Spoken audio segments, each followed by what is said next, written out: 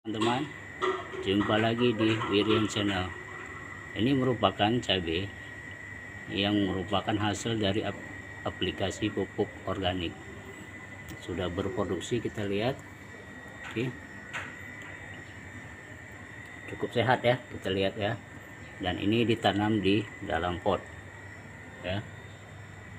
Murni hanya menggunakan pupuk organik tanpa campuran pupuk yang lain.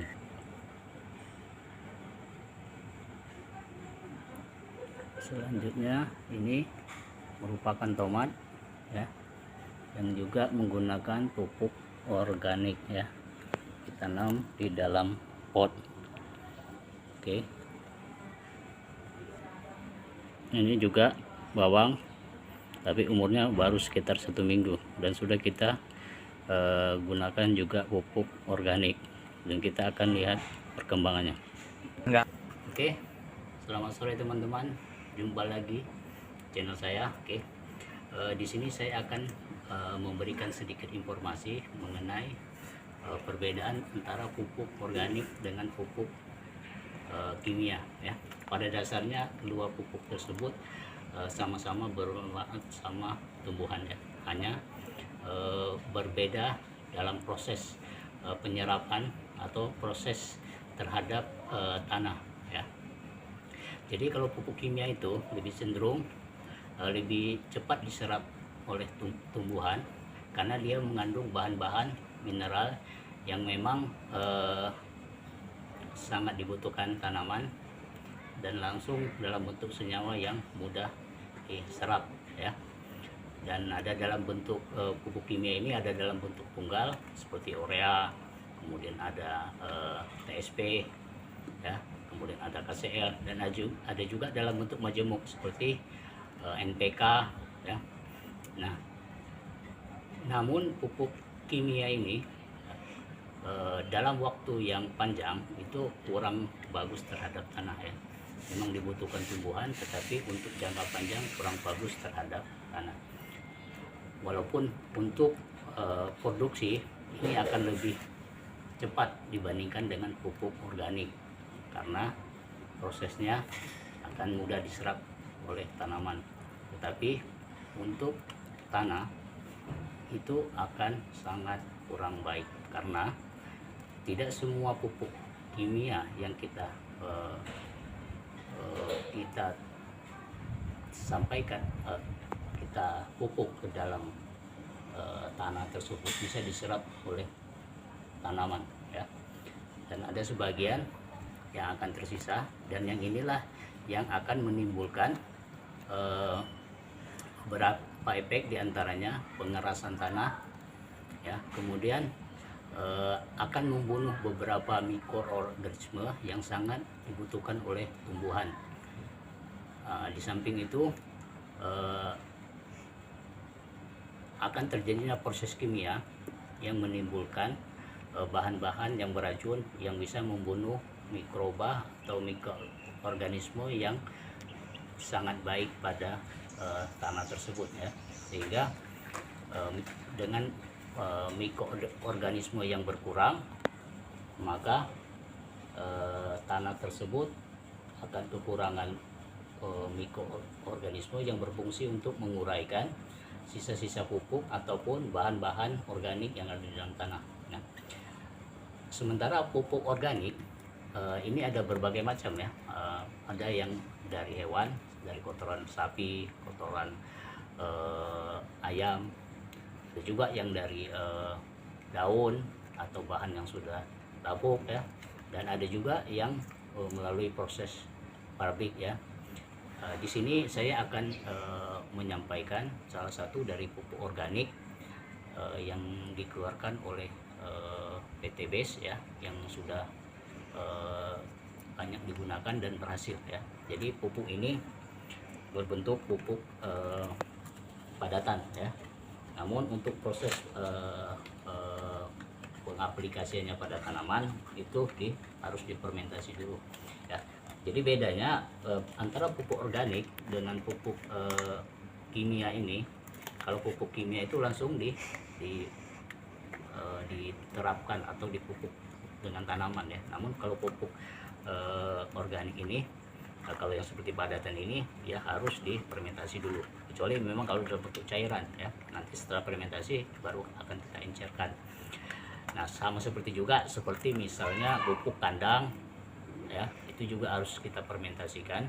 Kalau pupuk dari daun itu harus kita dekomposisikan, karena memang tidak bisa langsung digunakan, karena kalau langsung digunakan itu yang pertama akan sangat berbahaya ya, karena banyak mengandung jamur atau bakteri yang jahat ya, yang akan merusak tanaman tersebut. Nah, PT BES itu mengeluarkan pupuk yang siap pakai ya, ini namanya pupuk eco-farming, dan saya udah terapkan terhadap tanaman cabai saya seperti ini ya, cukup lumayan hasilnya ya. Kita lihat tanpa menggunakan pupuk kimia atau pupuk yang lain, saya hanya menambahkan sisa-sisa dari bahan organik ya ke dalam tanah tersebut. Tujuannya ini supaya inilah sebagai sumber daripada makanan tersebut. Nah, jadi keunggulan dari pupuk organik ini adalah di samping sudah mengandung 13 unsur hara ya. Jadi ada 13 unsur hara yang dibutuhkan oleh tanaman. Di antaranya unsur makro primer ya, seperti N, PK, nitrogen, fosfor dan kalium. Kemudian unsur makro sekunder ya, seperti kalium, magnesium dan sulfur, dan unsur hara mikro ya, seperti besi, tembaga, kemudian ada klor ya, dan ada boron dan lain-lain ya. Dan semua itu sudah dimiliki oleh pupuk eco-farming ini, sudah lengkap ya. Nah, di luar itu pupuk ini juga mengandung miliaran dari mikroba yang aktif ya, yang tujuannya itu adalah untuk membedah tanah ya, memproses bahan-bahan yang tidak terpakai atau menguraikan bahan-bahan yang tidak terpakai akibat pupuk yang sebelumnya, sehingga bisa digunakan oleh tanaman ya. Dan juga ini mengandung bakteri positif yang berfungsi untuk mengikat nitrogen yang ada di udara. Seperti kita ketahui, di udara ini mengandung sekitar 68-70% nitrogen, yang mana kalau misalnya dia tidak bisa diserap oleh tanaman, tetapi melalui bakteri ini itu bisa diserap oleh tanaman ya, melalui bakteri ini. Dan bakteri inilah yang berfungsi menyerap nitrogen yang ada di udara. Dan nitrogen ini merupakan unsur yang penting ya, dan banyak dikandung dalam pupuk kimia seperti urea ya. Pupuk urea itu mengandung sekitar 45% nitrogen. Di samping itu pupuk ZA ya. Jadi pupuk nitrogen adalah pupuk dasar, dan di sini eco-farming ini mengandung miliaran bakteri positif ya, yang selain menguraikan unsur di dalam tanah, juga berfungsi untuk mengikat nitrogen yang ada di alam sehingga bisa diserap oleh tanaman ya. Nah, jadi pupuk ini sudah lengkap dengan 13 unsur hara ya, diantaranya nitrogen, fosfor, kalium, dan ini sudah dikeluarkan ya, dikeluarkan izinnya, dan sudah ada hasil pemeriksaan uji kimianya yang menyatakan memang ini mengandung 13 unsur hara. Tetapi untuk tanaman-tanaman yang sudah biasa menggunakan pupuk kimia, disarankan tidak menggunakan 100% pupuk ini ya. Kenapa? Karena ya seperti kita biasanya, kalau biasa kita makan cukup banyak kemudian dikurangi, ya itu akan berpengaruh ya, atau maksud saya dosisnya dikurangi, itu akan berpengaruh.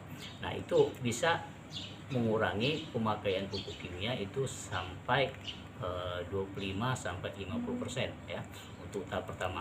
Nah, tetapi jika kondisi sudah mulai baik terhadap tanah tersebut, untuk penanaman selanjutnya ya itu bisa dikurangi ya. Biasanya untuk penanaman pertama kita masih pakai pupuk kimia 50%, kemudian yang kedua 25%, Nah, yang ketiga mungkin 15% atau 10%, dan mungkin yang penanaman keempat kita bisa menggunakan pupuk organik ini 100% ya.